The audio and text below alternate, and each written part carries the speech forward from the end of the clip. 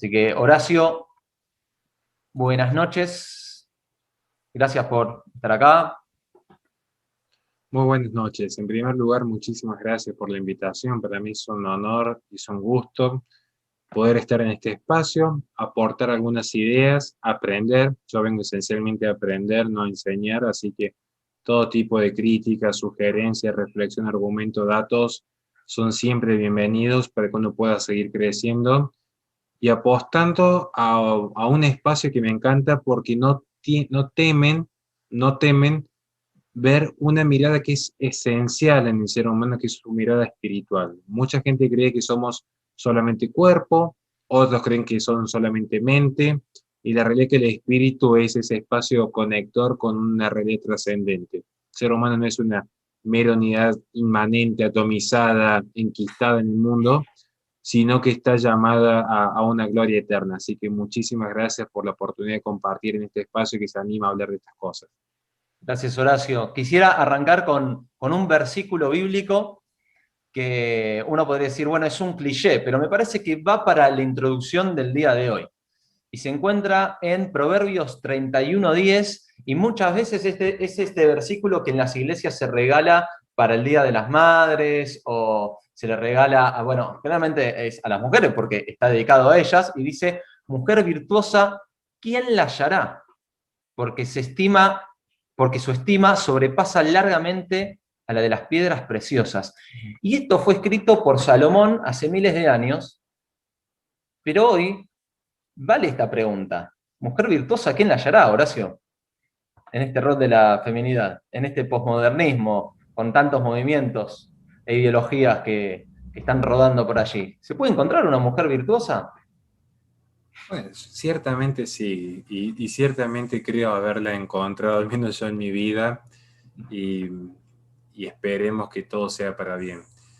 Pero es muy interesante arrancar con esta idea que bien has planteado de Salomón.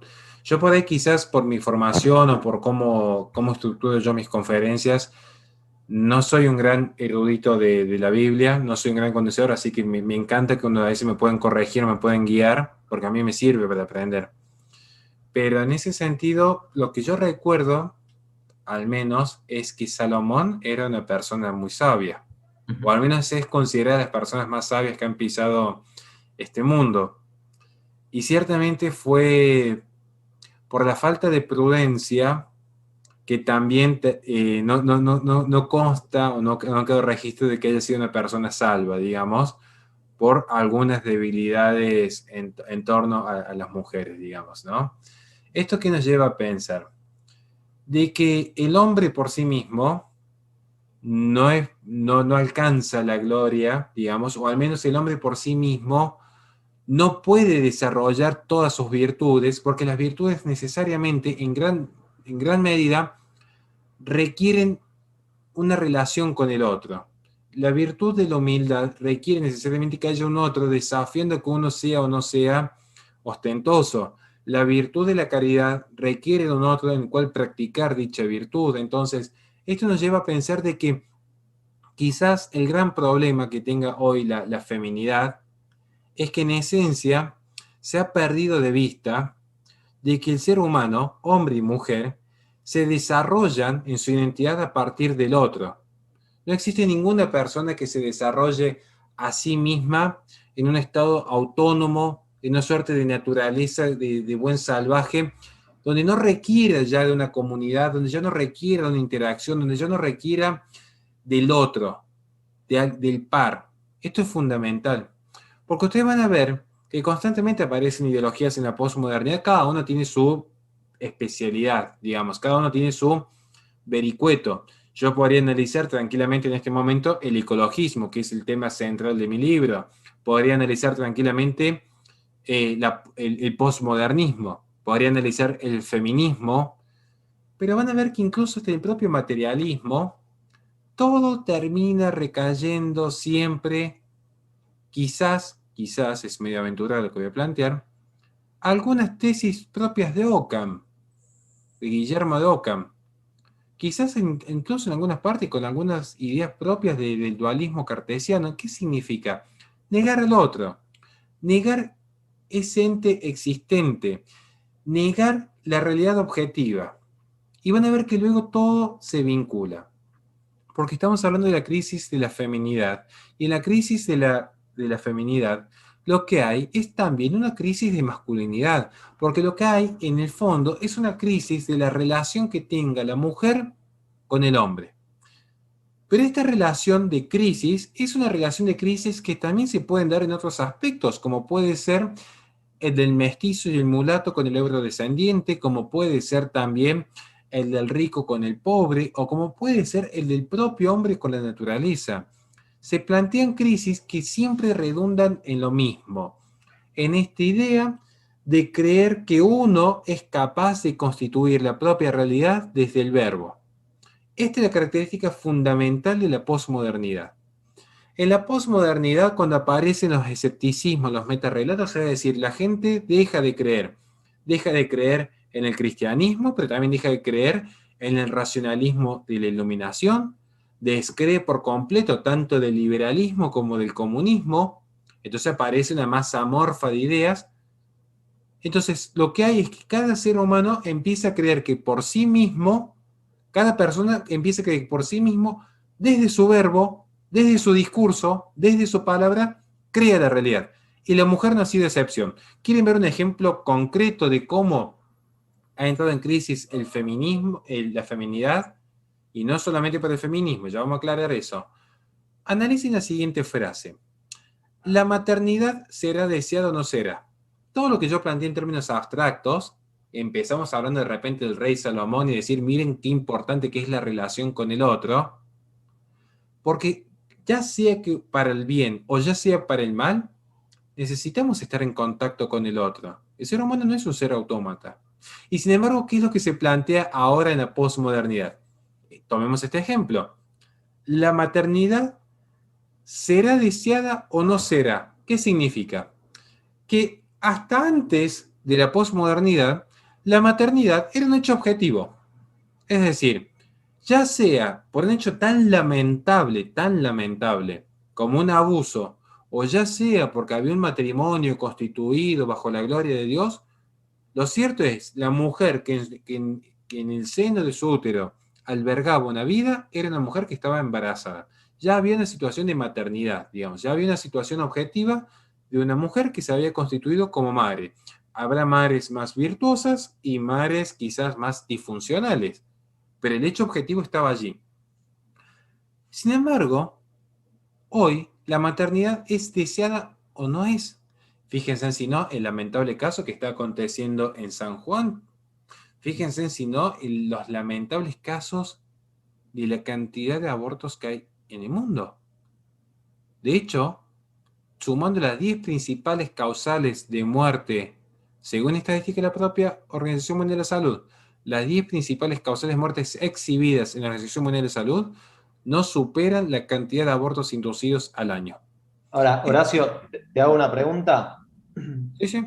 La Organización Mundial de la Salud no considera que el aborto es una de las principales muertes del mundo, No, no la considera. O sea, porque debería ser la primera. debería, es lo que sí. Bueno, esto van a ver que este dato que di, lo di justamente a propósito. Porque en la parte final de la exposición voy a mostrar que si esta crisis se consolidó, y viene muy buena introducción, me voy a adelantar un poco y después voy a volver con esa idea, pero es muy interesante. ¿Por qué? ¿Qué es lo que nos demuestra esto?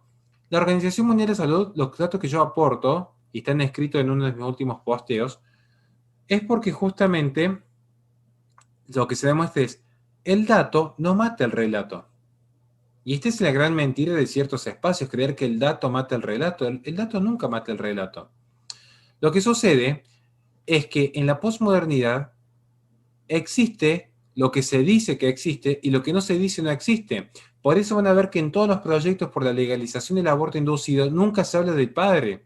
Incluso se habla de cuerpo gestante, porque ya no se quiere reconocer que en realidad el don de la maternidad es exclusivo de la mujer.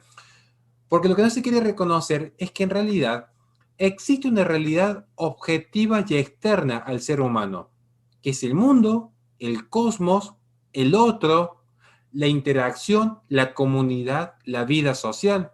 Muchos creen, por tomar el ejemplo específico del aborto inducido, que es un tema muy recurrente, que esto es una política colectivista del marxismo. No es así. El control de natalidad y el desarraigo de la maternidad comenzó en Occidente en 1916 en Nueva York con Margaret Sanger. La revolución sexual de la que tanto han teorizado algunos fue financiada por la Fundación Playboy, que fue la que finalmente consolida económicamente el financiamiento al fallo Roe versus Wade. Esto nos lleva a pensar que en esencia lo que se ha hecho es que la feminidad sea reducida exclusivamente a que la mujer se atomice, pierda su identidad, pierda su raíz. Cuando la mujer pierde su raíz y se separa del suelo, al no estar arraigada a su pasado y su devenir, es un tronco seco. Por lo tanto, no da frutos.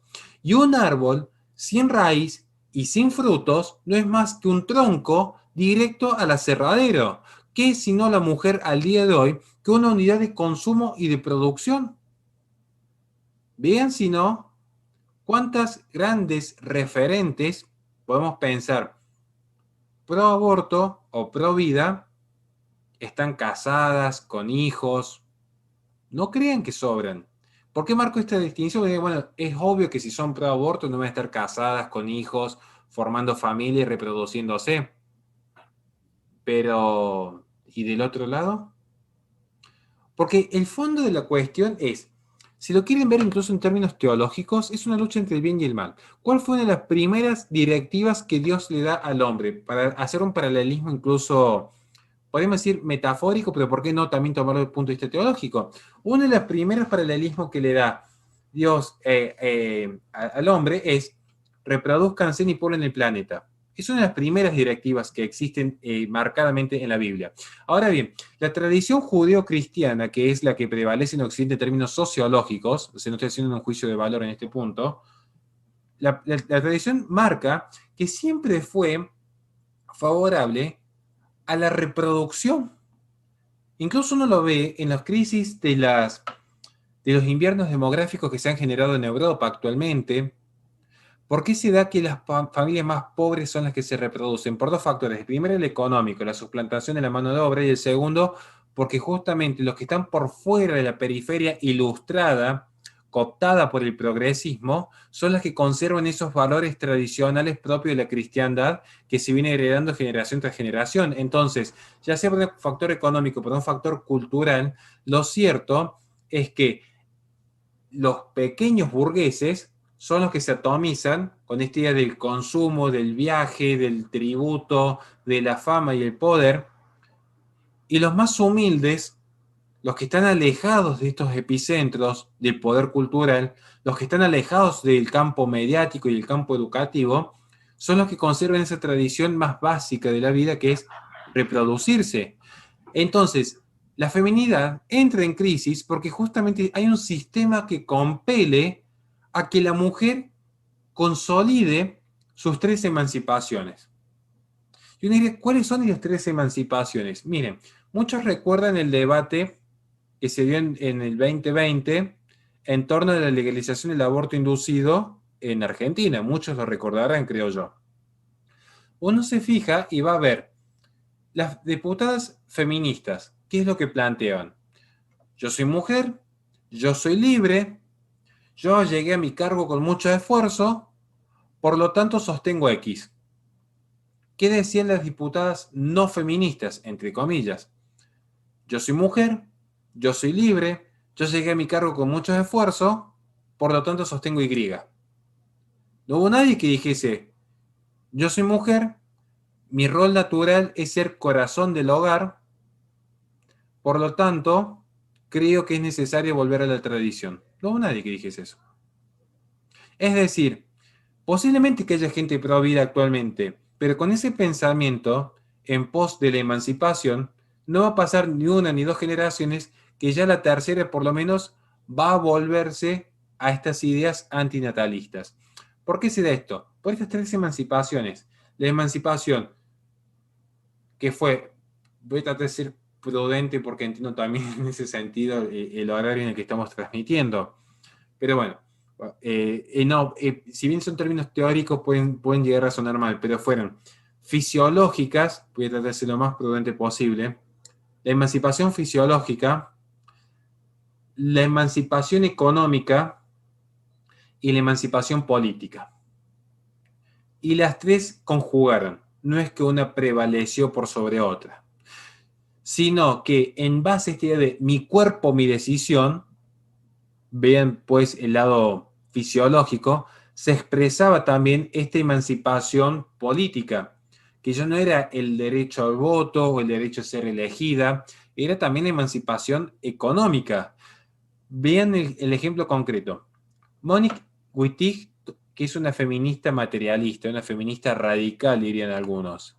Bien, muchos recuerdan el feminismo radical por alguna que otra marcha cuando se dan en los encuentros de mujeres. Monique Wittig plantea un caso muy curioso. Muchos dicen profundizó la teoría de Simone de Beauvoir, la idea del segundo sexo, no se nace mujer, se vuelve una mujer. Esa es resumida la teoría del segundo sexo. Pero Monique Wittig plantea, dice, si no se nace mujer, es porque la distinción entre hombre y mujer ya es una distinción arbitraria y patriarcal. Pero al profundizar el pensamiento, al radicalizar el pensamiento, y por eso yo no creo que exista un feminismo bueno, porque lo que se radicaliza, bueno, si hay tiempo voy a responder esa pregunta, si hay tiempo. Pero lo que plantea Monique Wittig es, ¿por qué hay que tender hacia la lesbianización de la mujer? Para erradicar por completo al hombre. Entonces, ahí ya vemos un germen de esta crisis actualmente, que es bien que siempre se reduce al mismo punto, desarraigar la maternidad, erradicar por completo al hombre, desarraigar la maternidad y erradicado el hombre, ¿qué es lo que queda? La mujer atomizada. Y uno diría, bueno, es porque quieren emancipar a la mujer, pero ¿cuál fue la última emancipación? No fue fisiológica, no fue la liberación sexual.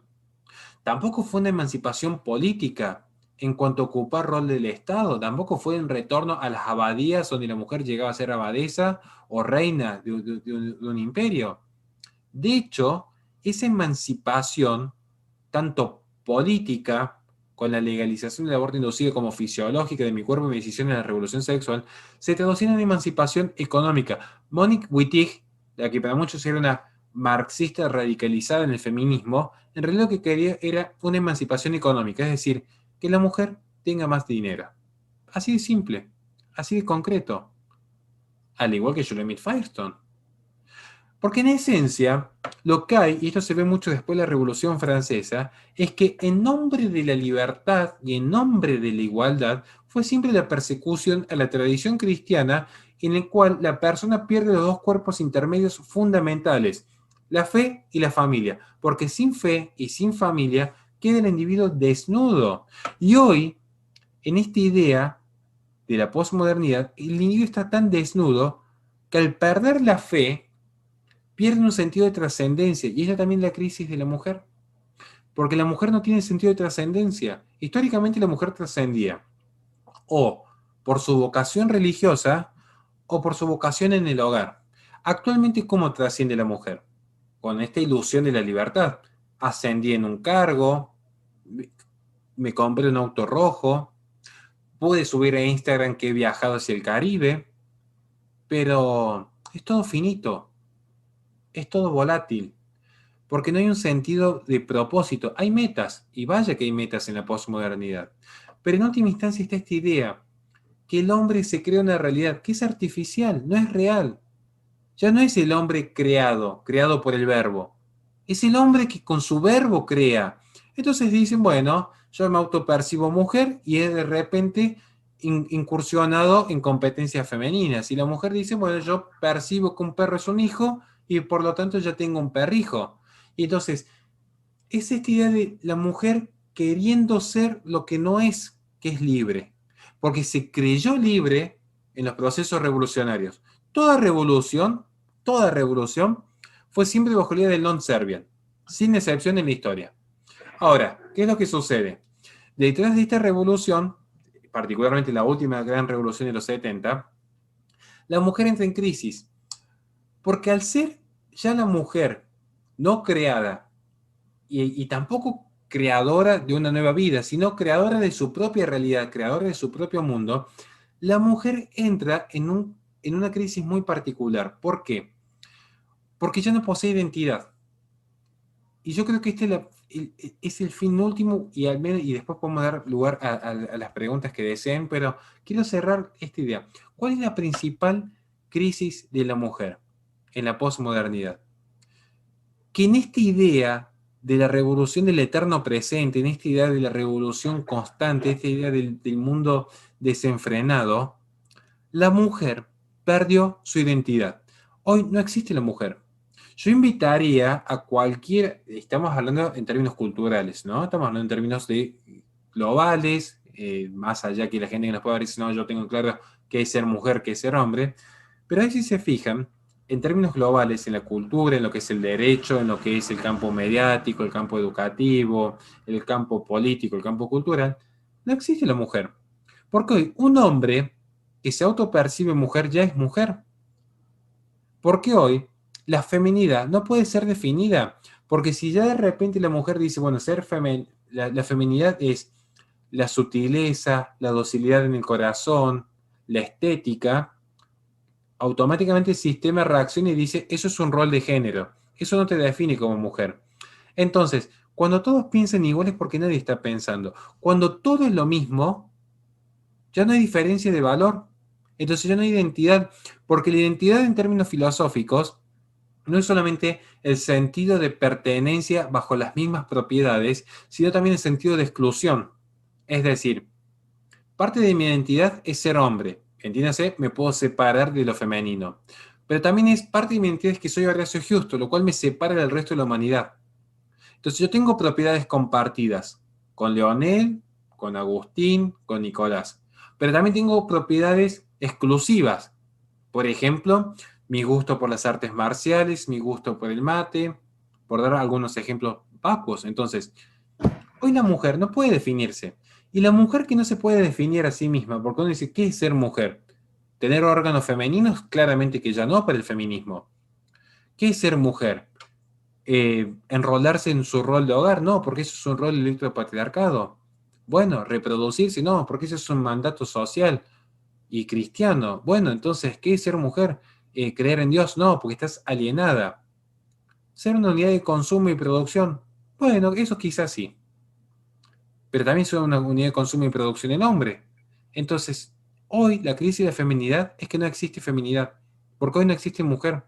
Esto lo plantea Beatriz Levet en Teoría de Género, donde dice, el feminismo avanzó hasta el punto que hoy se puede considerar que es el mundo soñado de los ángeles, no hay sexos.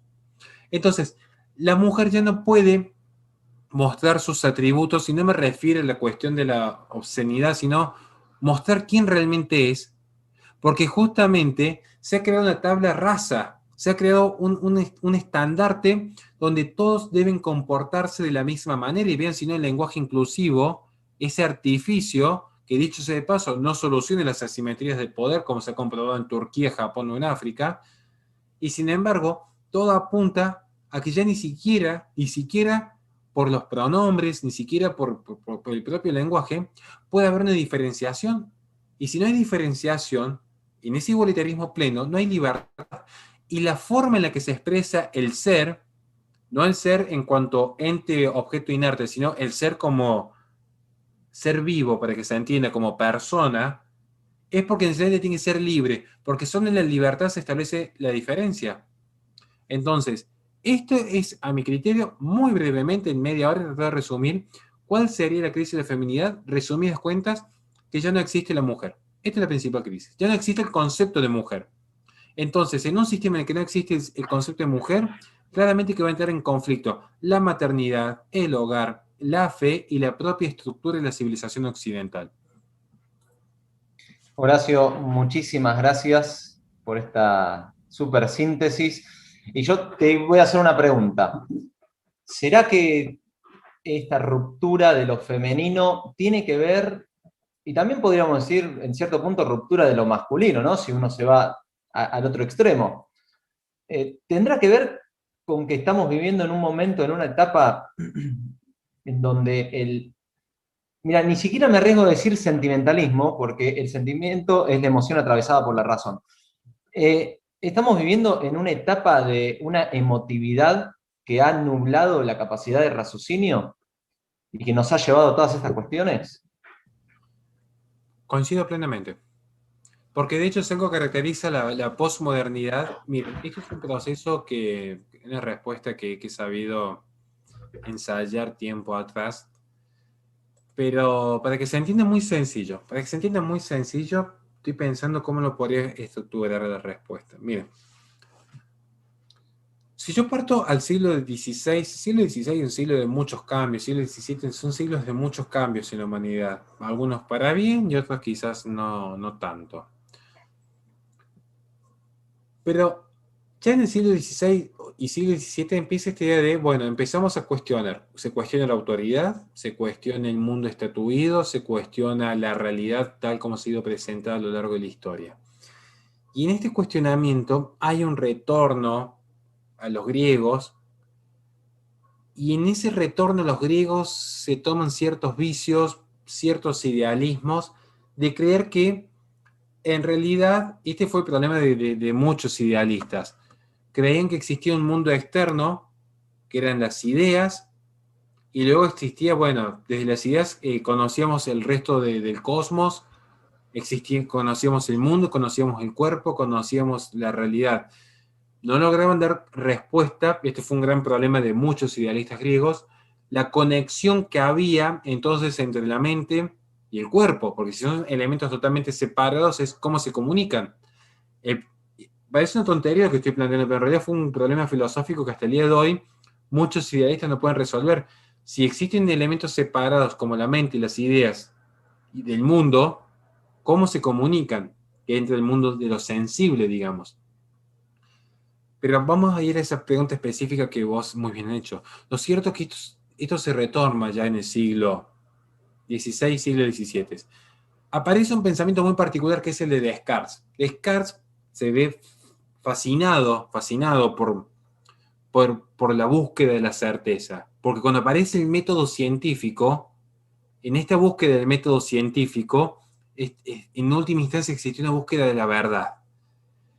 Y en esta búsqueda de la verdad, la gran pregunta era, ¿qué es la verdad? ¿Cómo sé yo que algo es cierto? Para que se entienda muy sencillamente, la falta de la verdad se da en dos fenómenos. El engaño en los sentidos o el error en las ideas, a grandes rasgos. Entonces, se necesitaba un método de certeza. Y en ese modo, ese búsqueda de certeza, ya quizás anticipándose a Karl Popper y esta idea de que todo conocimiento es siempre circunstancial o al menos provisorio, Descartes, yo en realidad digo Descartes, muchos lo conocen como Descartes, llega a la conclusión que es, bueno, resumiendo para no quitar mucho tiempo en esta pregunta, es pienso, ergo, por lo tanto, se sigue, existo. Es decir, yo dudo del mundo, yo dudo de la realidad, dudo de mi cuerpo, dudo de mi identidad, dudo del mundo externo, dudo. Pero hay una sola cosa en la cual estoy cierto, es que pienso. Por lo tanto, la primer certeza, ¿cuál es? Si yo pienso, yo existo. El yo es una pregunta fundamental en filosofía. Esto, acompañado también a la tesis de Guillermo Dockham, que fue en el bajo medioevo, en el tardo medioevo, Guillermo Dockham plantea que no existen los universales, no existen trascendentales, lo que existen son conjuntos de individuos, todo se define por el lenguaje en Guillermo Dockham. Esto se empieza a profundizar en el modernismo. Y finalmente llegamos a la posmodernidad, que a mi criterio la posmodernidad es la profundización y los errores del modernismo. Mi tesis. Sé que si ven a otros autores van a ver que en realidad es un quiebre. Yo lo cuestionaría. ¿Por qué? Porque para muchos la posmodernidad es un quiebre con el modernismo porque dicen modernismo, resumido, ¿no? Esto es muy resumido. Pero muchos dicen modernismo equivale al racionalismo. Posmodernidad es antirracionalidad. Parece un argumento de peso. Yo cuando lo escucho así, dice, parece un argumento de peso. Pero en realidad lo que hay es que la posmodernidad profundiza. Porque si ya en el modernismo, en su génesis, estaba esta idea de no existe nada absoluto por fuera de uno, entonces uno empieza desde las ideas a constituir la realidad. Luego, si ya se pone en duda la existencia del mundo externo, nada impide poner en duda los propios pensamientos. Si yo ya dudo de la realidad, dudo del mundo y de su historia, ¿por qué no dudar también de las propias ideas? Pero hay una sola certeza en ese camino, que es el sentimiento. El sentimiento es lo único real que queda en última instancia. Porque las ideas pueden ser cuestionadas, pero lo que uno siente es, es esa palabra es que tantas veces uno dice tan simple, el ser, el soy, cuidado, porque el ser es un absoluto y el ser es un perfecto. En filosofía, lo perfecto es lo absoluto. Nada sobra, nada falta. Cuidado cuando habla, la gente dice yo soy. Yo por eso siempre digo, bueno, yo intento ser un buen padre de familia, yo soy un mal católico, yo soy un comunicador, por ejemplo, yo no soy un intelectual, porque el yo soy, hay una parte en la Biblia que una voz dice, yo soy el que soy un ser perfecto. De hecho, ese es el cambio que hay en la filosofía cristiana con la filosofía griega. ¿Qué significa esto? Que en la posmodernidad no lo sensible en cuanto a la aprehensión de los sentidos, sino la sensibilidad, la emoción y los sentimientos cobran vigor porque es lo único real, digamos. Voy a dar un ejemplo para que se entienda. Es muy complejo de explicar esto y a veces trato de darme a entender y me interesa más que se entienda que dar grandes citas de autores. Supongamos, Leonel me podría decir en este preciso instante a mí que afuera hace, pensemos, no sé, 25 grados. Por dar un ejemplo, hace 25 grados. Podríamos discutir el método si realmente hace 25 grados o no. Podríamos discutir cómo es el método que él utilizó para saber que hace 25 grados allí afuera. ¿Se entiende? Eso es discutible. Quizás haya cierto consenso científico en cuanto a su método. Yo quizás podría sentir calor o podría sentir frío, independientemente de los 25 grados. Pero hay una sola certeza. Podemos discutir si hace 25 grados o no, pero que yo sienta calor o que yo sienta frío no está sometido a discusión porque es lo que yo siento. Capaz que haga 40 grados y capaz que por alguna razón, por alguna enfermedad yo sienta frío. Y uno diría, bueno, pero estás equivocado. ¿Por qué? Puedo estar equivocado si yo dijese que hace frío. Supongamos que establecemos que por consenso más de 30 grados es calor. Y yo digo que con 40 grados hace frío. Bueno, quizás podría estar equivocado en el postulado. Lo que yo no me puedo equivocar es lo que yo siento, porque lo estoy sintiendo. No sé si me logro dar a entender ese punto. El sentimiento es lo único que va a quedar seguro. Lo cual no quiere decir que el sentimiento esté inscrito en la realidad. Son dos cosas distintas. Yo puedo estar seguro de lo que siento, lo cual no quiere decir que lo que yo siento esté inscrito en la realidad. Puedo sentir frío y afuera hacer calor. Yo puedo sentirme mujer y dudar si el concepto de mujer o de hombre es una construcción teórica, es una construcción social o es acaso un diseño natural. Porque si yo voy a poner en duda todo, pongo en duda los métodos también. Entonces, esto es lo que hacen, por ejemplo, Monique Wittig. Monique Wittig dice, si Simone de Beauvoir parte que no se nace mujer, sino que se hace, quiere decir que ya la propia definición de mujer es una construcción teórica de un sistema opresor. El propio concepto científico, la propia ciencia ya sería un concepto a considerar. Lo importante es cómo uno se siente. Por eso es el auge de la autopercepción. Porque la autopercepción, fíjense cuando alguien discute respecto a la autopercepción, si se autopercibe mujer, si se autopercibe hombre, Nunca se cuestiona bueno, ¿cuál es tu fundamento científico? Ni siquiera hace falta usar una peluca o hablar en forma más aguda para ser considerado mujer. Basta que uno se autoperciba. Se dice, bueno, si vos lo sentís, es. Lo que se dice es lo que es. Lo que no se dice, no es. Si vamos a hablar de la crisis de la paternidad o la crisis de la masculinidad, nómbreme un solo proyecto de aborto inducido, al menos en la región, donde se hable del padre. Incluso se habla de cuerpo gestante, porque al decirse cuerpo gestante ya tampoco hay mujer. No hay ni hombre ni mujer. Hay cuerpos, hay entes, como diría Guillermo de Ockham. Y complementándolo a Heidegger, hay entes arrojados al mundo. Y eso es lo que somos, entes arrojados al mundo. Es por eso que tiene este auge la idea del sentimiento. Es por eso que tiene este auge la emoción. Porque la emoción es lo que dirime la realidad, lo que se siente. Por eso es censurado constantemente la verdad. Porque si yo muestro la verdad en mis redes sociales un aborto inducido, la censura. Por eso se habla de violencia ecográfica, por dar un ejemplo. ¿Por qué?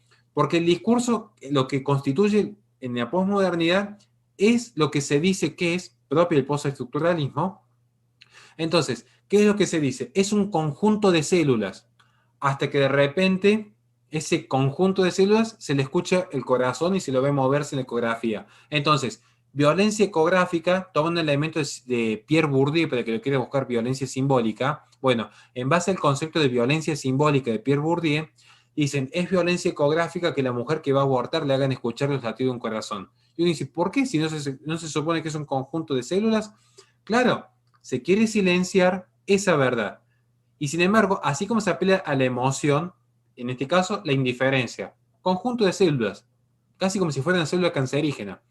Al mismo tiempo se apela a la emoción, como ha sucedido recientemente con la campaña de Save Ralph. Se humaniza un conejo y se pone siempre en esta teoría de juicio y dice, bueno, el animal, en términos de Peter Singer, termina incluso valiendo más que la propia vida humana. Peter Singer, Ética Práctica, escrito en 1998, donde plantea que la vaca, al tener autopercepción del peligro en su vida, llega a tener más derecho a la vida que un niño por nacer o un niño discapacitado. Citas expresas de Ética Práctica 1998, Peter Singer, filósofo australiano utilitarista.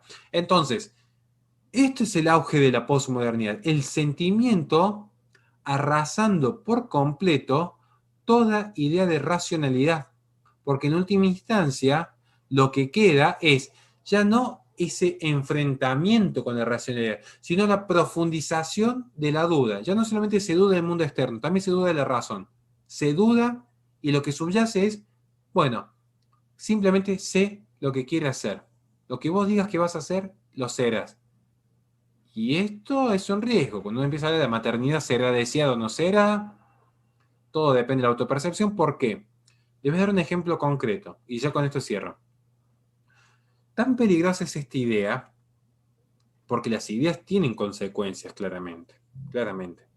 Pensemos que yo tuviese una discusión con Leonel en este momento. Supongamos que yo dijese, yo creo en Dios. Leonel dice, yo no creo en Dios. Bueno, yo diría, yo creo en Dios, apelo a las 5 vías tomistas. Y él dice, yo no creo en Dios y yo apelo a cierta corriente cientificista francesa. Estaríamos discutiendo ideas con consecuencias. Estaríamos discutiendo ideas.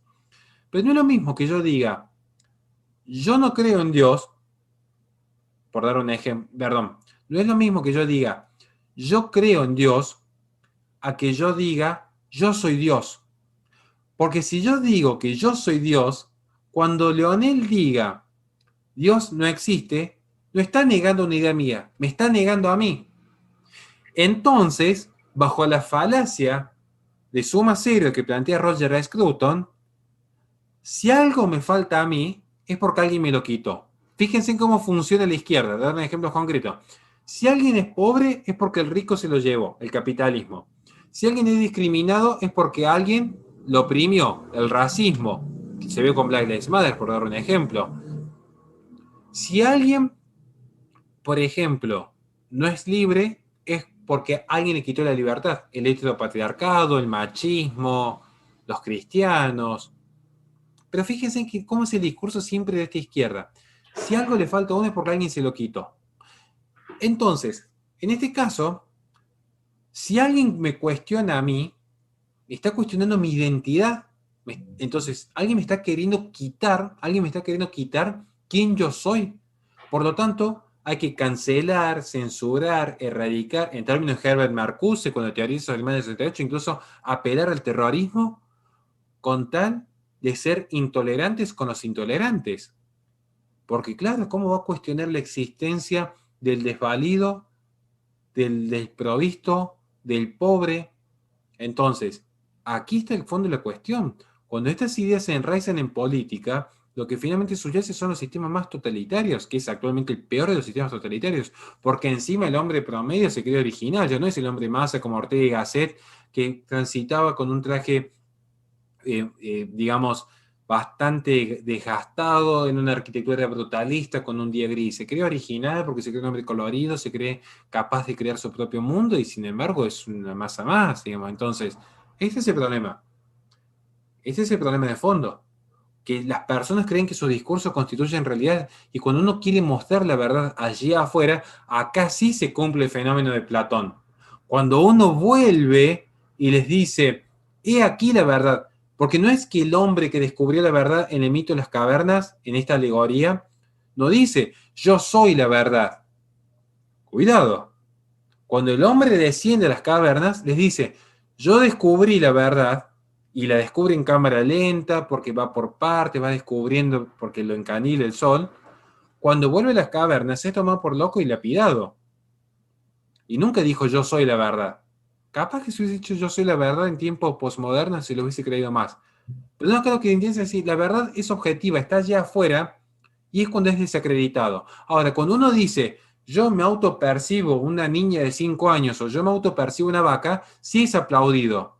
Porque está todo el sistema diseñado a atomizar la persona, a que la persona viva enraizada en sí mismo. Fíjense, si no la pandemia, las personas en su propio hogar van a la iglesia, hacen ejercicio, trabajan. El propio hogar se transformó en una extensión de la iglesia, en una extensión de la fábrica, en una extensión del gimnasio, en una extensión del colegio. Esto, ¿Por qué? Horacio, esto que vos decís que el ser humano está atomizado, no solamente la mujer, y por acá preguntan, bueno, entonces el hombre también perdió de alguna manera su rol. Hay incluso muchas campañas publicitarias, principalmente de moda, principalmente, para la redundancia, las deportivas, que utilizan modelos en los que uno tiene que prestar mucha atención para poder encontrarle los rasgos masculinos y los rasgos femeninos, porque parecieran ser todos uno, son todos iguales. La ropa unisex y los peinados y el tipo de maquillaje y los gestos, y uno es como que se estuviera viviendo en una etapa donde se tiende a eliminar estas diferencias sexuales, innatas. Totalmente. Pero es que naturalmente ese proyecto igualitarista de última instancia es mostrar que no existen diferencias ya entre unos y otros. Y van a ver que paulatinamente, a ver, hay procesos podemos decir, tendientes a la igualdad que se dan de forma espontánea. Ejemplos concretos, el mestizaje. Cuando la iglesia llega a América, fíjense en qué sucede en América Latina, Hispanoamérica, prefiero hablar yo, donde florecen mulatos y mestizos. ¿Por qué? Porque se dio independientemente de ciertos mercaderes que abusaron y que luego fueron exiliados por la corona, se dio un proceso natural de mestizaje y de mezcla, una suerte de una sana reunión universal. Ahora uno va a América del Norte y fue una erradicación completa de los, podríamos decir, originarios, muy entre comillas, porque no existe pueblo originario en el mundo, digamos, pero esta es la realidad. Ahora, este artificio que se está creando no se da en forma espontánea o natural, porque tampoco es natural la diferenciación, digamos, la erradicación completa de la diferenciación entre hombre y mujer. Van a ver que naturalmente se da el siguiente fenómeno, particularmente dos diferencias que son sustanciales en términos biológicos. La edad y el sexo. Son dos diferencias naturales. Y fíjense, en términos de edad, niños hipersexualizados queriendo vivir como adultos y adultos queriendo vivir como niños. O sea, una sociedad totalmente infantilizada, una sociedad que no asume sus consecuencias, no asume sus riesgos, no asume sus amenazas. Perdóname que te interrumpa. Hoy existe la Casa de Niños Trans, en Capital Federal. Cuando un niño todavía no tiene en claro, no ha ido por el objeto de amor, digamos, eso sucede a partir de la pubertad. Y sin embargo se le da la posibilidad de elegir sobre estas cuestiones, ¿no es cierto?, a tan temprana edad. Si se siente Exactamente, así, si se siente, porque todo gira en torno al sentimiento. Ahora, no hay un parámetro de decir, bueno, a ver, voy a dar el ejemplo típico que a veces hemos sabido dar y que nos han costado algunas amonestaciones, pero ¿qué sucede con una persona anoréxica? Según tendré que escuchar o no cómo se siente. A ver, no, insisto, no todo sentimiento está inscrito en la realidad. Yo por ejemplo, un montón de veces me puedo sentir, dar un ejemplo, donde yo me puedo mirar al espejo y decir, mira, yo me siento fachero. Ahora, estamos lejos de la realidad, estamos a 15 kilómetros. ¿Esto qué significa? Yo me puedo sentir de mil maneras. Hay veces que yo me siento decaído, pero eso no quiere decir que tenga una razón real para sentirme decaído. Entonces, ¿cuál es el tema? Fíjense en el tema de la edad, es fundamental el tema de la edad, con una sociedad infantilizada, porque el infante está siempre bajo el dominio de un pater, en este caso un sistema globalista, y el tema del sexo, porque las mujeres están cada vez más masculinizadas, y no me refiero a porque uno cuando da estas conferencias siempre piensa que va a hablar de las feministas que salen así media, parecen una marcha de la CGT, quemando una catedral, pero eso es una excepción. Hace 100 años atrás era casi imposible ver a una mujer con pantalones. Hoy fíjense, yo invito a los que están viendo este video, seguramente habrá alguna mujer viendo este vivo. ¿Cuántas de las mujeres que están aquí utilizan constantemente polleras o velo en el pelo? ¿Y cuántas de las que están viendo aquí utilizan una remera y un jean? Y sin embargo, yo estoy de remera y de jean, presumo que Leonel también. Entonces, ¿qué diferencia hay en la vestimenta? Y uno diría, bueno, eso es de acuerdo a los usos y costumbres de una cultura, claro. Levi Strauss ya lo plantea bien. El tema es, ¿en qué momento empezó la mujer a usar pantalón y remera? Y dejó de vestirse como se vestía sexualmente una mujer. Después de la revolución sexual es donde se hace quiebre. En ese proyecto de igualitarismo. Entonces, esto es fundamental que la persona, cada uno puede pensar y vivir como desee. A mí me parece genial que cada ser humano decide cómo es llevar adelante su proyecto de vida. Lo que sí creo es, las ideas rigen la vida de uno. Entonces, voy a dar otro ejemplo. Tiene el ejemplo de la remera y el pantalón. Vamos a los hombres. Hoy veía justamente un médico, un nutricionista, un médico especializado en nutrición, no es nutricionista, es médico especializado en nutrición, que explicaba, las dietas bajas en grasa disminuyen hasta un 26% la testosterona, con todo lo que ello genera. ¿Cuál es la principal dieta baja en grasas? Particularmente las veganas, Y uno ve luego qué es lo que promueve el globalismo, particularmente la tesis de mi libro, con el ecologismo. Un consumo de carnes sintéticas, la abolición con esta idea en contra de la crueldad animal, lo que hay en el fondo es poner al animal por sobre el hombre. Diría Chesterton, antes el hombre como símbolo de estandarte de gloria montaba un caballo, actualmente el caballo se monta el hombre. Entonces, uno empieza a ver los hombres cada vez más afeminados. Ejemplos concretos, yo que me he criado en un barrio, todos saben a qué me refiero con un barrio, yo que vengo de la calle, en mi época, cuando yo era chico, si uno tenía un problema con otro, no estoy haciendo apología a la violencia porque sé que después se confunden, pero uno si tenía un problema, iba y lo hablaba con ese otro. Yo tenía un problema con amigos y, a ver, ¿qué pasó acá? Solucionemos esto. Si había un problema con los vecinos, se hablaban entre los vecinos. Ahora, ¿qué es lo que sucede? ¿Qué es lo que hacen los hombres exactamente? Pegan un cartelito en el ascensor. O sea, ni siquiera se animan a hablar de frente. Entonces, esto es lo que veo yo. Y esto genera un caos donde la violencia, claro que se profundiza, Por eso la gente está tan irascible, más allá del sistema de encierro y de angustia que generó la pandemia.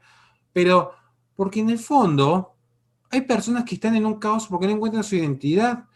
Vean qué sucede con el experimento del doctor Money, que porque había salido mal una operación en el miembro de un varón, dijeron, bueno, lo terminamos de operar, le quitamos todos sus órganos masculinos y lo criamos como mujer. Una situación fatal, terminó, no voy a decir la palabra, pero búsquenlo después cómo termina la familia. Terminó fatal, salvo el doctor Money que recogió el dinero y se fue. El resto, historia fatal ni de terror. Entonces, ¿qué es lo que veo yo? Naturalmente, el ser humano tiende a la búsqueda de la verdad. Y naturalmente en esa verdad está inscrita la identidad de uno. Entonces, la diferencia entre el hombre y la mujer no es solamente estética o meramente formal. Hay una diferencia que también va más allá de lo biológico, que es también psicológico. Por eso, naturalmente, el hombre tiene esta cuestión propia del sacerdocio, la amistad, el guerrero, por dar algunos de los ejemplos que lo toma de un teólogo español. Y la mujer naturalmente tiende a ser el corazón del hogar, a ser la mirada más propia de la misericordia, a ser la mirada más propia del entendimiento profundo, de la comprensión, de la empatía, y es lo que se está perdiendo, es lo que se está perdiendo por completo. Entonces, esto creo que es el gran riesgo de la sociedad actual, donde ya se ha perdido la identidad, y sin identidad no hay verdad. Para ver lo que es el problema de la identidad y la verdad, y cómo la verdad es lo que te hace libre, ni siquiera voy a pelear algo tan grande como las Sagradas Escrituras, simplemente el dilema del prisionero. Vean el dilema del prisionero como justamente a mayor información y mayor verdad, mayor libertad para elegir. Y en el sistema actual, bajo la ilusión del sistema actual, la gente que se cree libre es la que menos información tiene de la realidad, porque lo único que importa es cómo vos te sentís. Si te sentís libre, sos libre. Cuando objetivamente no existe la libertad en el mundo moderno. Objetivamente no existe la libertad. Y sin Acá, embargo, cree que existe.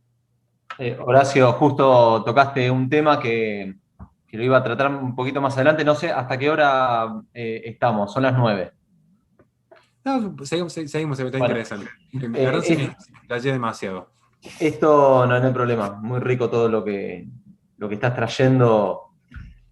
Este versículo de la Biblia, ya te digo, Juan 8:31. Ustedes son verdaderos mis discípulos, perdón, y conocerán la verdad y la verdad les hará libre. Está ahí en Juan 8:31, 32.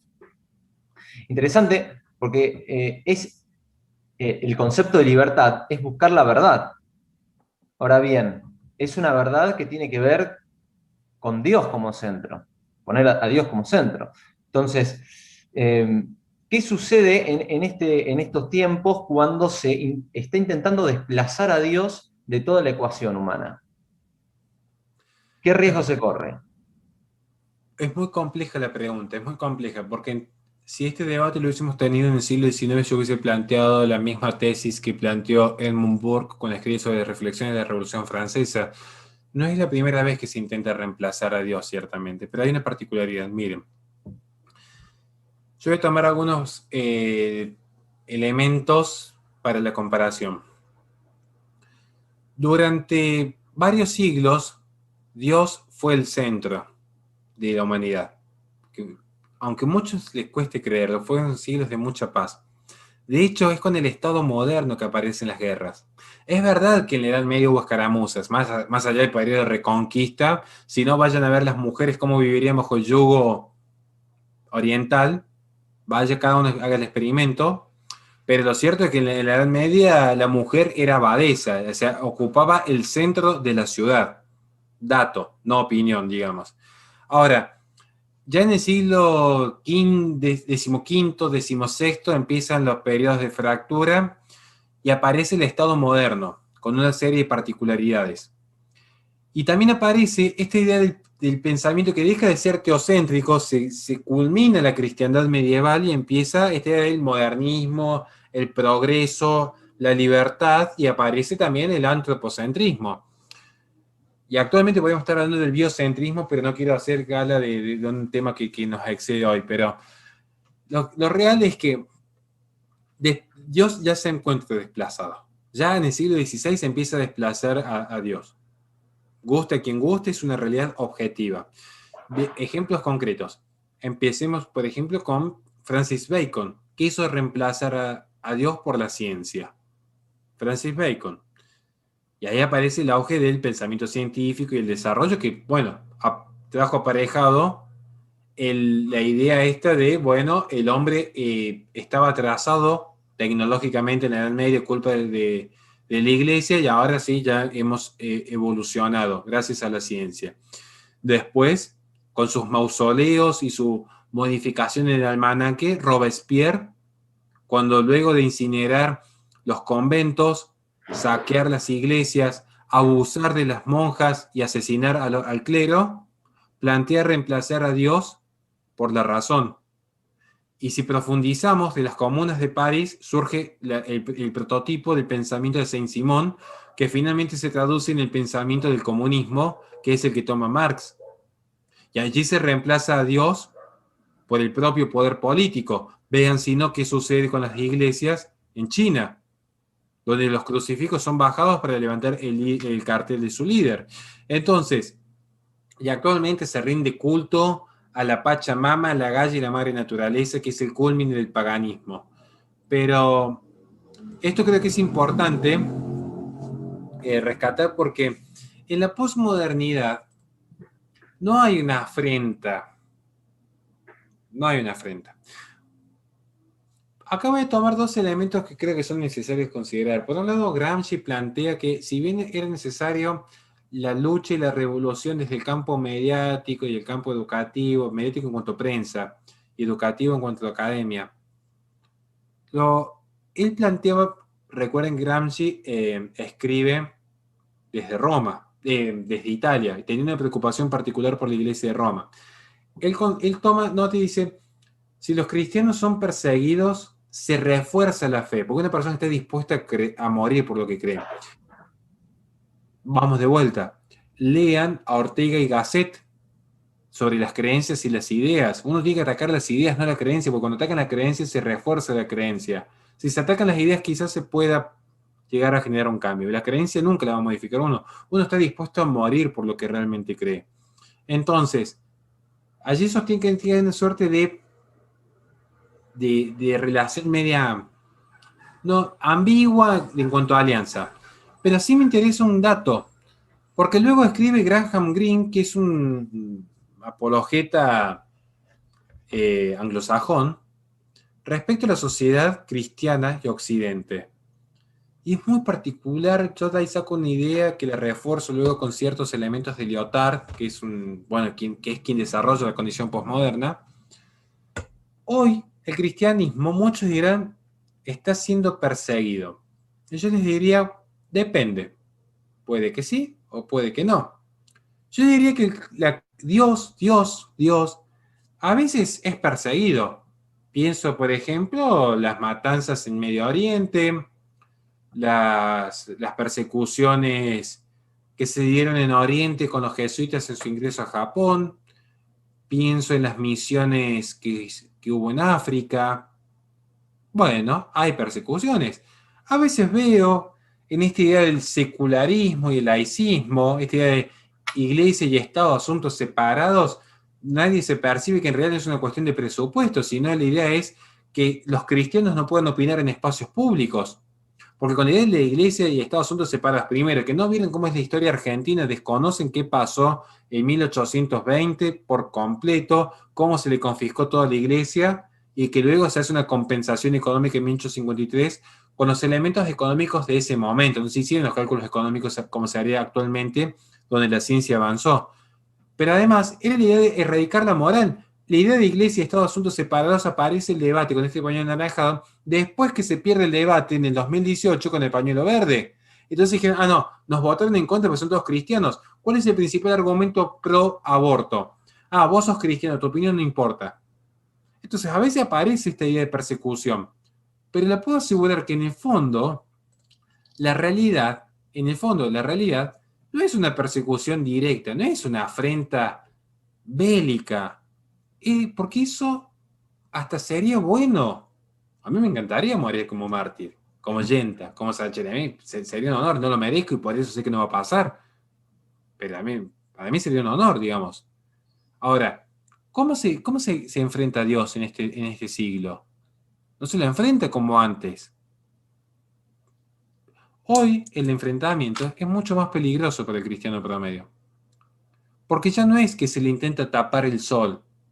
Entonces, dice, bueno, una mano no me va a tapar el sol sigue estando allí. Y uno sabe que el sol está allí. En todo caso, intenta superar el obstáculo que lo tapa y llega a la verdad, que he visto muchos casos de conversión. Hoy, lo que hay es que se encandila el cristiano con múltiples reflectores. Entonces, hoy el cristiano no sabe cuál es la verdad. Y aparece esta idea del ecumenismo, de decir, bueno, tu Dios vale lo mismo que Buda, que Alá, que vale lo mismo que la Pachamama, es todo lo mismo. Cuidado con el ecumenismo, que muchos creen que se trata de diálogo interreligioso. No es lo mismo. Yo puedo tolerar, puedo escuchar, aprender y ser respetuoso del otro. Pero si yo creo en el verdadero sentido del ecumenismo, en el verdadero sentido, es, tu Dios vale lo mismo que el mío. Cuidado, que cuando se habla a veces del respeto se confunde respeto con tolerancia. Y eso es un riesgo. Y les puedo asegurar que muchos cristianos bien pensantes caen en esto. Hoy lo que se está diciendo es, cualquiera puede crear su propia religión, entonces aparecen gente engañada, porque yo hice un documental sobre esto, gente engañada, creyendo, bueno, se puede ser católico pro aborto, están católicos por el derecho a decidir, Biden, bueno, en Roma y cada cosa que realmente, actualmente digo, ¿no? Hay gente que dice, bueno, yo puedo ser cristiano, evangélico y de repente también puedo ser vegano sin contradicción, cuando el propio Dios está mandando ya en el Antiguo Testamento cómo se realmente se tenía que cocinar una bestia para su honra. Y acá dice, no, pero es lo mismo, en realidad todas las creaciones están exactamente en el mismo pie de igualdad, cuando el propio Dios está marcando una jerarquía, diciendo, te vas a servir del mundo. Bueno, y aparecen estas ideas de decir, bueno, apareció sectas satánicas, digamos, que dicen tenemos que ser reconocidos como una religión oficial, y esto se ha visto en Estados Unidos, ¿eh? Cuidado que no es un invento. Entonces, hoy cualquiera puede crear su propio Dios. Algunos que dicen, bueno, yo creo en esto y se constituyen su propia fe como por arte de magia, y es un hombre creador. Entonces, claro, es el hombre que se cree Dios a sí mismo. Y estos ejemplos chiquitos que puedo dar, son ejemplos chiquitos, aunque ustedes parezcan graves, son ejemplos chicos.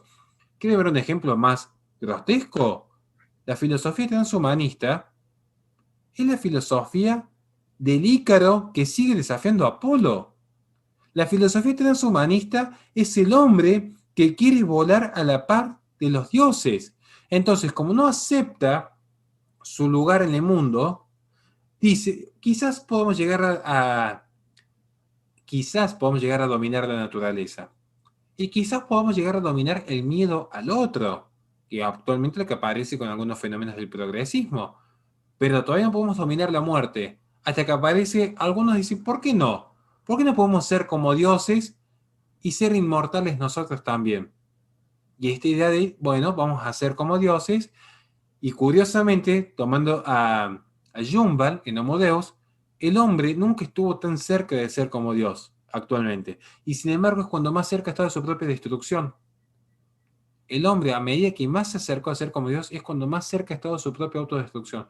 Perdón si me extendí en esta respuesta. No, muy, muy bueno, Horacio, y cómo lo remataste. Como para que descanses un poquito, leo algunos comentarios que están acá.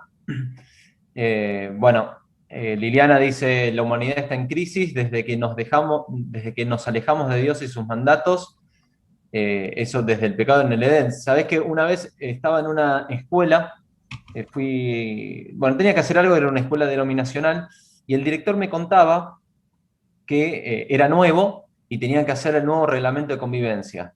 Y hablando con el secretario, él le dijo, si pusiéramos en el reglamento de convivencia del colegio los 10 mandamientos, no sería más necesario otro tipo de norma. ¿No? Y cómo estas cuestiones de desplazar a Dios y todo lo que conlleva. Bueno, su lema dice, es tan común que los hombres del espectáculo estén todos maquillados y se hacen cirugías muchas veces más que las mujeres. ¿El sentimiento final no tiene límites? Pregunta Claudia. Y depende, a ver, yo creo que el límite está en la propia naturaleza. O sea, cuando tengo que pensar que lo que uno puede llegar a sentir, sinceramente, para mí no, el límite está en uno mismo, digamos, o sea, cada uno sabrá hasta cuánto puede ser. Quizás no estoy entendiendo bien la pregunta, ¿Hasta cuánto pero se puede autoengañar? claro, o sea, a ver, ¿hasta dónde uno podría llegar a autoengañarse? Depende de uno. A ver, he visto gente a ver, he visto de todo en la vida, pero hasta he visto personas que se autoperciben buenas personas. Entonces, vaya que hay gente que se engaña a sí misma. Entonces, Claro. todo depende, digamos. Depende del nivel de delirio que uno tenga. Insisto, no es lo mismo que estar inscrito en la realidad, pero la Ujú. autopercepción depende del nivel de locura que cada uno tenga. Acá Julio Santillán dice, y esta paulatina eliminación, es una conclusión que saca, esta paulatina eliminación de la diferencia y de la preeminencia de mi verdad, por lo que yo percibo, elimina a Dios y obstaculiza la evangelización, hablar de él. Bueno, acá Daniela Gajardo, ahí se me fue, dice, impecable esta exposición, pienso en debates del Congreso, debates sobre aborto, cuánta falta de estos pensadores como vos. Felicitaciones, Horacio, te mandan por acá. Eh, Gracias a todos los que están escuchando. Yo sé que soy un poco aburrido, pero me gustan estos temas bien abstractos porque esto lo aclaro siempre.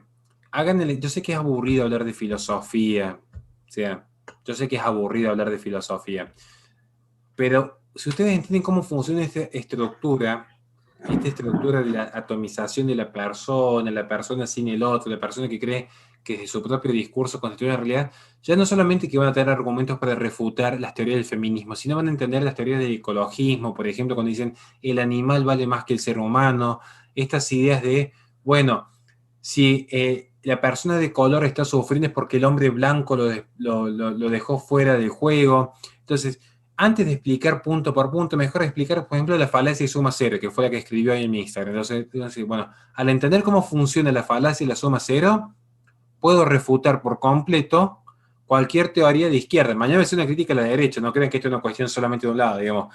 Porque así como la izquierda cae en la falacia de suma cero, la derecha cae en la falacia de la agregación.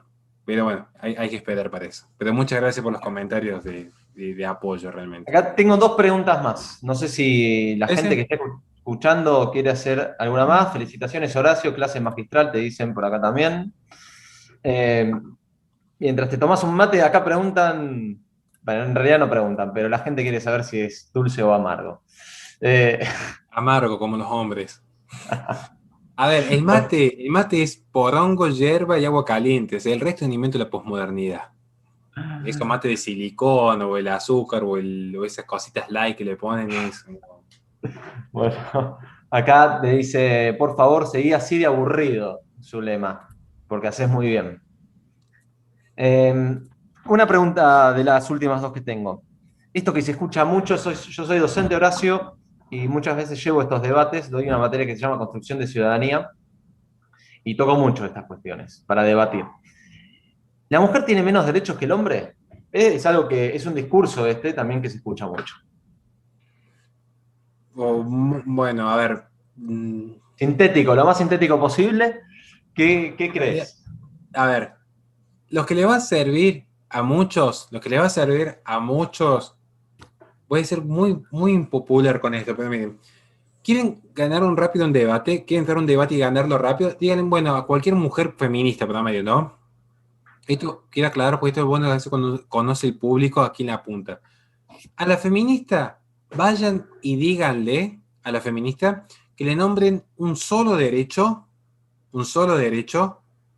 que tenga que no tengan. Es decir, bueno, a ver, ¿qué derecho tiene el hombre que la mujer no tengan? Esto es el cliché más rápido, la forma más rápida de ganar un debate contra una feminista. Ahora, yo le preguntaría si a la gente cristiana practicante, si realmente tienen que estar igualados artificialmente el hombre y la mujer. Pues eso es otro debate. ¿Por qué? ¿Por qué debería un sistema global promover el igualitarismo cuando, por ejemplo, la tradición cristiana siempre consideró que la mujer, corazón del hogar, el hombre, cabeza del hogar, y ambos sumisos ante la voluntad de Dios? Y pero claro, yo llego a decir esto en una conferencia pública y me crucifican. Yo lo que estoy diciendo es, ¿por qué no animarse a pensar hasta qué punto tiene que existir un sistema igualitarista? Porque ¿qué pasa? Si yo planteo esto, ¿qué es lo que me respondería una feminista? ¿Cuál es el riesgo? ¿Cuál es el riesgo de decir, a ver, nómbrame un derecho que, que no tenga la mujer y que tenga el hombre? ¿Qué me diría la feminista rápidamente? La feminista me diría que el hombre puede disponer libremente de su cuerpo.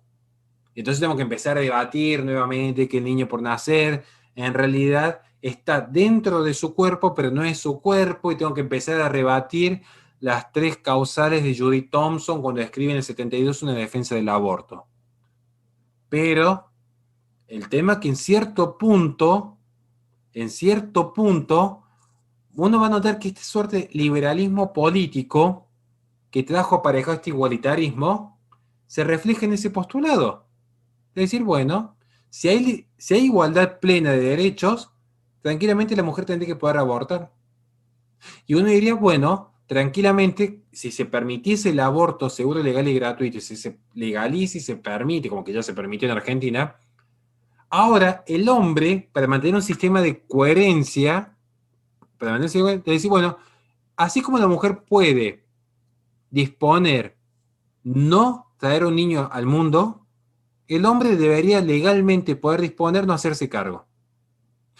Y van a ver que si se profundiza la brecha, lo que queda es finalmente un sistema de individuos abyectos, separados, enemistados, atomizados. Entonces, muchos estaban esperando que yo diera una respuesta, decir, no, que yo digo, sí, mira, hoy por hoy, hombres y mujeres poseen los mismos derechos, hoy por hoy. Y hoy incluso la mujer posee más derechos que el hombre, por este caso. Hoy incluso se ha revertido. Hoy la mujer tiene más derechos que el hombre. ¿Por qué? Los derechos políticos y económicos y culturales están en simetría, al menos legalmente. Lo que sucede en la realidad es una discusión aparte. A mí me dan por derecho. Yo digo, bueno, sistema jurídico, abre el Código Civil, abre la Constitución, abre el Código Penal, funcionan en igualdad. E incluso, legalmente, la mujer puede, por ejemplo, disponer legalmente si quiere o no ser madre. El hombre legalmente no puede disponer si quiere o no quiere ser padre. Tiene esa salvedad.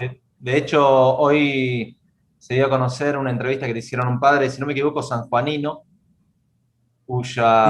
cuya madre del niño, de los dos, del hijo, quería abortar y él no quería.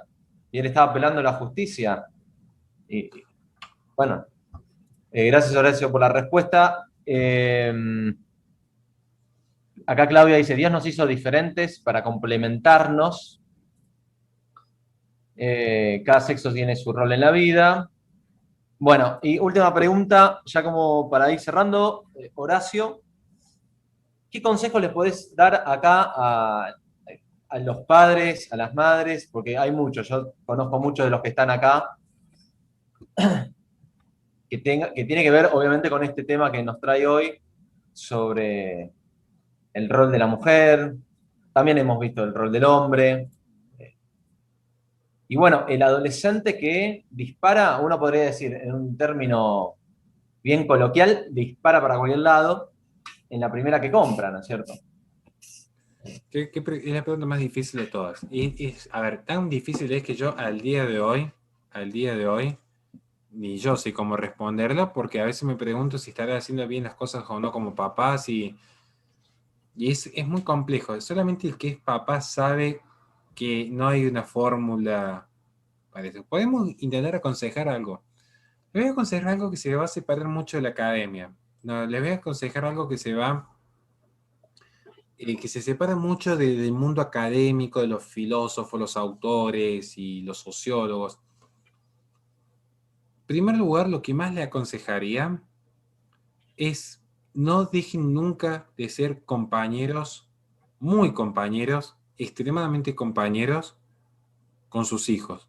Compañeros y cariñosos, pero nunca amigos. porque se confunden los términos. Y a veces los papás creen que son amigos de los hijos. Y los padres no solamente tienen que promover el pensamiento crítico y a su vez la educación en valores, sino los límites, el respeto, la jerarquía y la autoridad. Ese sería el primer consejo. Ese sería el primer consejo. Ser muy cariñoso con los hijos, pero entender también que hay que saber poner límites y sobre todo el diálogo. En ese compañerismo fomentar el diálogo, escuchar y saber por dónde está yendo el hijo, porque los hijos hablan bastante. Y les puedo asegurar que tengan más cuidado hoy. Y acá sé que se van a enojar muchos mis amigos liberales. Hoy les puedo asegurar que hoy es más peligroso el mercado que el Estado. Se los puedo asegurar sin ningún tipo de duda. Y muchos, es curioso que me han criticado por esto, todavía no me han debatido. Pero fíjense que en el Estado, le voy a dar un ejemplo concreto, porque es importante hablar con sus hijos y cuidar que consumen sus hijos. Porque hoy les voy a dar un ejemplo concreto. Piensen en, qué sé yo, en la teoría liberal. Por dar un ejemplo, todos los liberales que están de moda ahora, ¿no? Ustedes hablan con un liberal y le dice que es pro vida. Después hablan con otro liberal y dice que es pro aborto. Entonces uno habla con un liberal y es un Estado reducido. Otro dice, no, en realidad soy anarcocapitalista, que desaparezca el Estado. Y otros dicen, no, en realidad que sea un Estado minarquista. Y otro que no, que sea un Estado eficiente. Otro que bajen los impuestos. Sí, en el campo político está todo muy discutido. Ustedes van a una clase de educación sexual integral que tanto les preocupa a los padres a veces, y en el colegio se enseñan muchas cosas. A mí en el colegio me enseñaron muchas cosas. Pero uno siempre toma como referencia lo que los padres le dicen. Porque uno aprende ya en el hogar cuál es la jerarquía. Y la jerarquía era el papá, no el profesor. El profesor me enseñaba cosas, pero mi papá es el que me educaba. Entonces, primer consejo es diálogo, compañía y educación. Porque los profes en el colegio enseñan, pero no son los que educan. Cuidado con ahí, que a veces, aún dentro de este espacio, le pifiamos en algunos conceptos y el lenguaje es muy importante, y más en esta era donde las palabras definen la realidad. ¿Y por qué hablé del mercado? Porque uno cuando va al colegio, estoy hablando desde niños chicos hasta universitarios, adolescentes, uno naturalmente está en un pensamiento crítico cuando lee o cuando es enseñado. Si yo de hecho les estoy dando una conversación en este momento, porque estamos supongo en este intercambio, quien me está escuchando con un pensamiento crítico. Está diciendo, bueno, ¿en qué se equivoca? ¿En qué no se equivoca? ¿Qué me sirve? ¿Qué no me sirve? Ahora, cuando uno se siente en forma ociosa a ver Netflix, Disney, HBO, cuando uno ve la publicidad de Nike, de Adidas, cuando uno toma un café en Starbucks, fíjense que le di 3 productoras, 2 proveedoras de bienes y una proveedora de servicios. ¿Y qué tienen en común los 6 ejemplos que di? Por ejemplo, la campaña LGTB. Y tienen un ejemplo más particular, que cuando la persona está consumiendo productos, sean bienes o servicios, en la posmodernidad ya no se consumen bienes y servicios, se consumen ideas y se consumen ideas identitarias. Entonces, hoy el mercado sí es hegemónico y la política no. Hoy la política está dividida. Vean si no el espectro electoral de Argentina. Nos guste o no nos guste, más allá que no nos fue muy bien el año pasado, digo porque yo trabajo para un candidato, pero hay políticos que van desde la izquierda hasta la derecha. Es decir, hay para elegir. Entonces no es hegemónico, porque están los que definen el mercado, estamos los que defendemos Malvinas, están los que defienden la socialdemocracia. O sea, hegemónico no hay, porque hay muchas voces dando vueltas. Cuidado con ese concepto de hegemonía, que muchos hablan de hegemonía y no la llegan a Gramsci. Cuidado. Sé prudente con las palabras. Ahora, yo sí veo en la televisión, que es cuando la mente está pasiva, donde absorbe información en forma inconsciente, porque no está en un pensamiento crítico. Estoy en un estado totalmente pasivo, como en el campo lúdico, por dar otro ejemplo con los videojuegos que me encantan. En la mente pasiva, la información llega de lleno. Vean si no, salvo la Resistencia Radio, de lo cual me siento muy orgulloso, y no lo digo con falsa modestia, sino porque realmente estoy muy orgulloso, porque no han escrachado en la televisión pública, no han escrachado en el Ministerio de Educación, no han escrachado en la Secretaría de Derechos Humanos, me han bloqueado pagos, me han bloqueado cuentas, y seguimos. Yo eso sí estoy orgulloso. Y no lo digo con falsa modestia, realmente yo estoy orgulloso de lo que hemos logrado con mi equipo. Salvo estos espacios muy reducidos.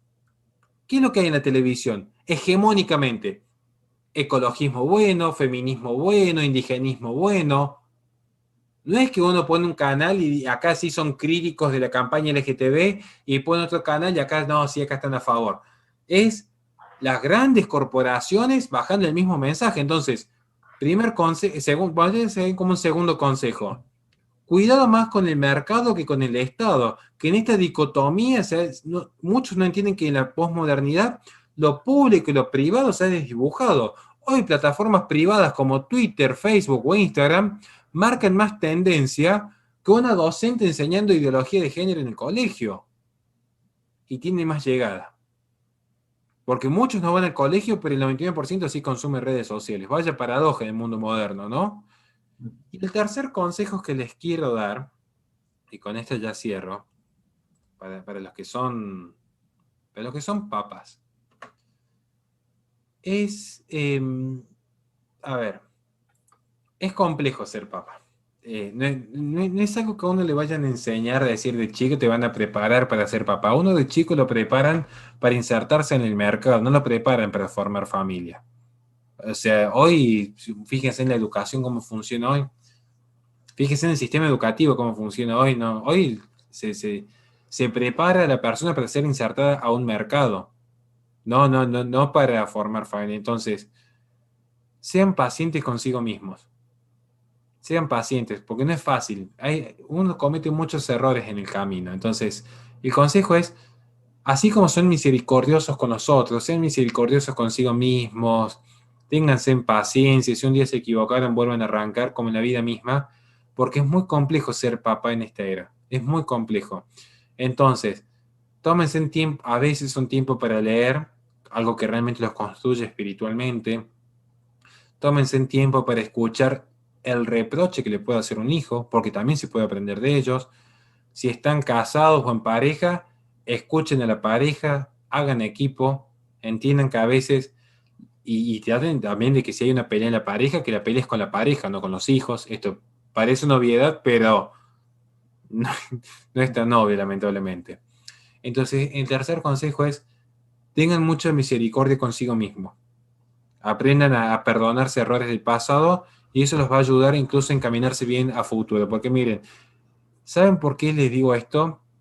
Porque cuando encuentren la magia de la paternidad, no me gusta usar la palabra magia porque tiene un contenido medio esotérico, cuando encuentren lo divino de la paternidad y cuando encuentren lo divino de la maternidad, cuando realmente descubran dónde está el sentido de la maternidad y la paternidad, ¿dónde está esa libertad que después de estar trabajando 2 horas por día uno llega a la casa y tenés el bebé llorando y a su vez tenés 500 mensajes, tenés que dar 2 conferencias, te has atrasado con la editorial, tenés el jefe de la editorial, como en mi caso, retándote porque no presentaste el libro todavía, tenés la fundación que se te caen los socios, tenés un caos enorme porque te subió la luz, te subieron los alimentos, te olvidaste de pagar el seguro del auto, el bebé que no llora, tenés que ir a una guardia a las 3 de la mañana, tu pareja que está de mal humor, entonces tienes que hacerte cargo vos de la comida. Cuando tenés todo ese desenfreno en la vida, pero entendiste el por qué lo haces, el por qué sos más libre que nunca en ese preciso instante cuando realmente sos libre, es porque diste un propósito en la vida. Porque acá la gente está llena de metas. Que quiero cambiar el auto, que quiero recibirme, que quiero ascender, que quiero ostentar en mis redes sociales que consumo mejor comida que el resto, que viajo a mejores lugares. Esas son metas, muy legítimas la mayoría, muy legítimas. Pero propósito de vida, propósito de trascendencia. Yo les puedo asegurar que el almacenero que yo tengo al frente de mi casa, con 62 años trabajando y bajando cajones de Coca-Cola y llevando una vida honrada, que si uno se equivocó en el vuelto viene y te lo devuelve, esa gente es la que tiene un propósito de vida, de trascendencia, no de inmanencia, de decir yo conseguí, yo. Y yo veo algunos perfiles de Instagram y es selfie, selfie, selfie. ¿Y dónde está el sentido de trascendencia? ¿Qué van a dejar al mundo? Si esta vida es finita, somos un parpadeo, esta vida es un paso. No sé quién les hizo creer que venimos a este mundo a llenarnos de oro y de gloria. Venimos a sufrirse un valle de lágrimas. Ahora, lo importante es cómo uno se va de este mundo. Por eso le digo, sean misericordiosos consigo mismos. Tomen el ejemplo de San Dimas, que en la cruz reconoció dónde estaba la verdad, cuando ya todo el mundo lo había vapuleado. Cuidado. ¿Por qué digo esto? Porque en el mundo posmoderno se apunta a que el ser humano se crea un Dios atomizado, perfecto, encapsulado. Entonces, cuando uno descubre dónde está el don de la paternidad, se da cuenta que no hay mayor acto de rebeldía que trabajar en forma honrada, que comerse un buen asado y tener muchos hijos. Porque es todo lo que el mundo no quiere que ustedes hagan. Respetar las tradiciones, mantener la jerarquía, tener hijos. ¿Saben por qué? Porque incluso se lo voy a explicar en términos sociológicos y ya con esto finalizo. Con términos sociológicos, ni siquiera teológicos. Toda esta gente que está fomentando esta agenda progresista no se reproducen. Entonces, antes de estar destilando odio a las feministas o a los ecologistas, tengan hijos, edúquenlos bien, y donde hay un corazón bien fortalecido, no entra absolutamente ningún mensaje de afuera, por más nocivo que sea, cuando el corazón está bien constituido. Y el corazón se constituye en el hogar, no en el afuera. La vida oculta de Jesucristo fue de 30 años en Jerusalén. Me equivoqué más, no importa. No, Galilea. Galilea, me había equivocado por completo. Fue en el silencio, en el anonimato, creciendo en virtud. No fue en el ruido del mundo. Y esto va para los cristianos. Este mensaje sí va para los cristianos. Ninguno de los cristianos pertenece al mundo. Y qué peligro si alguna vez quieren pertenecer a este mundo. Porque si pertenecen a este mundo lo están sirviendo y no se puede servir a dos señores. Entonces, cuando tengan en claro que este mundo es pasajero, habitamos en el mundo, pero no pertenecemos al mundo, cuando se asuma esa verdad, se dan cuenta qué simple que es la vida. Una vida de oración, de humildad, de anonimato, que la gente critique, que la gente opine, porque la verdad está en uno.